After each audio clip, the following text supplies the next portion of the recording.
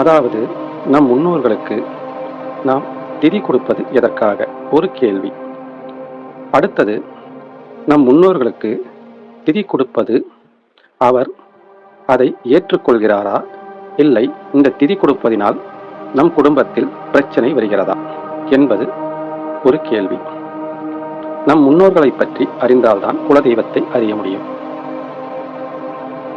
இப்பொழுது கிருத்திகை, உத்திரம், உத்திராடம் இந்த 3 நட்சத்திரங்கள் பெண் சாபம் கொண்ட நட்சத்திரம். இந்த பெண் சாபம் எப்படி வருகிறது என்று தெரிந்து கொள்ளுங்கள். இந்த 3 நட்சத்திரத்தில் ஒரு குழந்தை பிறந்து 13 வயதில் மரணம் அடைந்தால் அந்த பெண் பாசத்தில், ஆசையில் அது முக்திக்கு செல்லாமல் அங்கேயே இருக்கும்.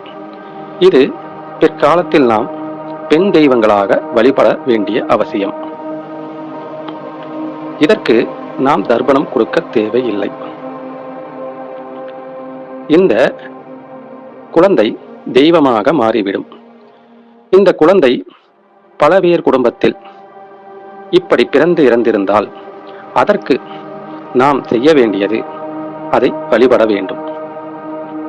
அதுபோல நம் முன்னோர்களுக்குத்தான் நாம் திதி கொடுத்து பிண்டம் வைத்து எள்ளு தண்ணீரை ஊற்ற வேண்டும். அந்த பிள்ளைக்கு அதை நாம் செய்யக்கூடாது. இறப்பில் 3 வகை உண்டு. இறந்த பின் ஒரு ஆன்மா தன் நினைவு அலைகளிலேயே அதை அந்த வீட்டுக்குள் சுற்றி திரிந்து கொண்டு இருக்கும். இன்னொன்று, நமக்கு ஆயுள் முடிந்துவிட்டது, இனிமேல் இங்கு வேலை இல்லை என்று சென்றுவிடும். அந்த 3வதாக பிறக்கக்கூடியதுதான் நான் சொல்லுகின்ற இந்த 3 நட்சத்திரத்தில் பிறந்த குழந்தைகள். அதுதான் பெண் சாபம் என்பார்கள். இந்த ஆன்மா முக்தி அடைந்து ஒன்று அவர் அதன் குடும்பத்தின் மீது பற்று வைத்து குடும்பத்தை பிரியாமல் அங்கேயே சென்று கொண்டு அந்த மன நிலையிலேயே இருக்கும். அந்த மனதை அதை மாற்றிக்கொள்ள அந்த ஆன்மாவுக்கு தெரியாது. அதற்குத்தான் நாம் வருடத்திற்கு ஒரு பிண்டம் வைத்து எள்ளு தண்ணீரை ஊற்றி வழிபடுவதனால் நாம் இறந்து விட்டோம், நமது வாழ்க்கை இதுவல்ல என்று அது முடிவெடுக்கும். பிறகுதான் அது செய்த கர்மாவிற்காக மறுபிறப்பு எடுக்க வரும். அதற்குத்தான் அந்த ஆன்மாவனுடைய மனநிலைமையை மாற்றுவதற்காகத்தான் நாம் இந்த முன்னோர்களுக்கு திதி கொடுப்பது.